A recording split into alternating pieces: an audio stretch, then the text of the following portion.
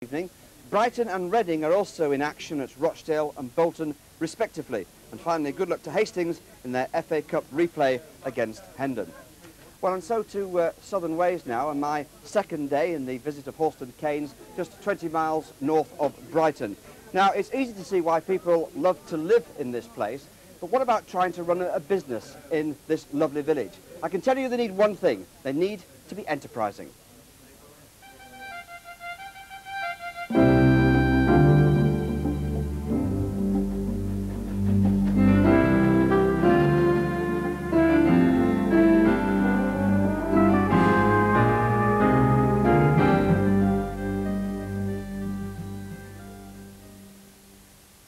Let me show you around the village of Horsted Keynes. Behind me is the Crown pub.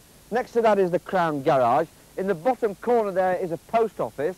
Across the road is another pub, the Green Man. And then we come to these two village stores side by side. Can they make ends meet against all the superstores? We shall see. We've got magazines, of course, lots of groceries and lots of sweets, and I rather like those. And round here, bird food, just about every variety you can imagine. Cat food, dog food, everything. But there is one thing which is particularly unusual about this store. Good morning, Bill. What would you like? Hi, Tony. Can I have a pound of sausages, please? Yes, certainly. And the house you've got in Lewis Road in the window, I could be interested in that. Could I have the particulars of it? I've got the details here. Lovely. Do you know what the vendors are doing? Are they yes, they're moving anxious up quickly? to sell because they have got a new job in the north.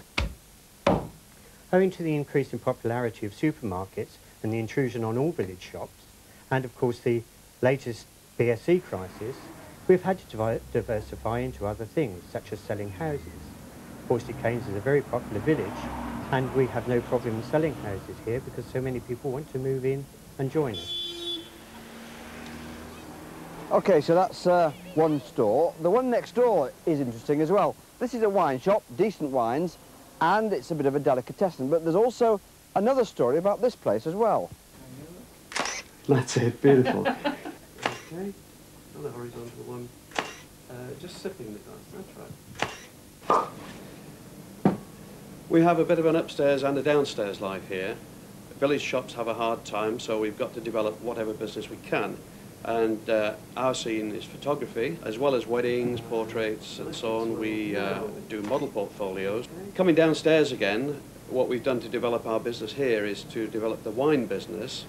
Now we import most of our French wines from small chateaux, which enables us to offer an exclusive service at a competitive price. And our motto is taste first and buy at a discount. So the two village shops seem to coexist quite nicely side by side, but what about the two pubs? Match of the day tonight features the Crown against the Green Man. We have a pool team and we play in the local league based in Lewis.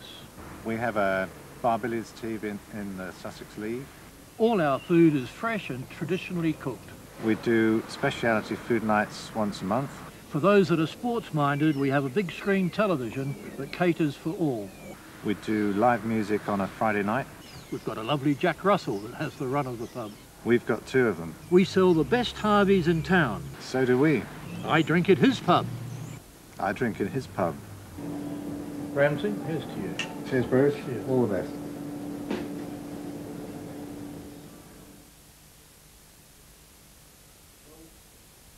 I think you'll see there some characters here in the village of Horsted Keynes. Well, in fact, I've got a couple with me now. Robin, you can tell me something about what happened, 10 years ago when a certain Prime Minister was buried. Yes, I just got here, and it was Harold Macmillan's funeral. It was the most amazing scene because there were 5 other Prime Ministers knocking around, and there were more police than you could shake a stick at.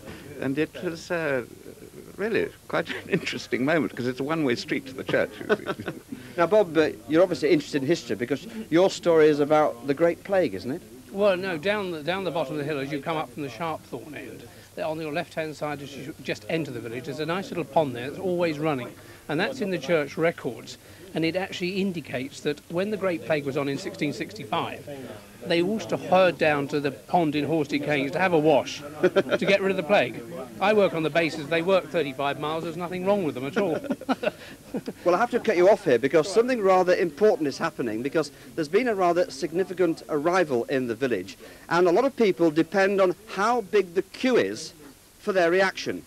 See, this is what happens is they look out of the pub and they look at the pairs of legs that they can see under the van there, and this, I have to say, is by far the most important event of the week, because this is the fish and chip van, and the whole village, it seems, uses the fish and chip van during the course of every Tuesday evening, and quite honestly, without that, they just can't possibly do anything without it. You can see we're all going to be heading over there in the next few minutes, Sally, because that's something that you've got to do when you're in this village, is go across to the fish and chip shop, and I'm rather hungry myself at the moment, Sal.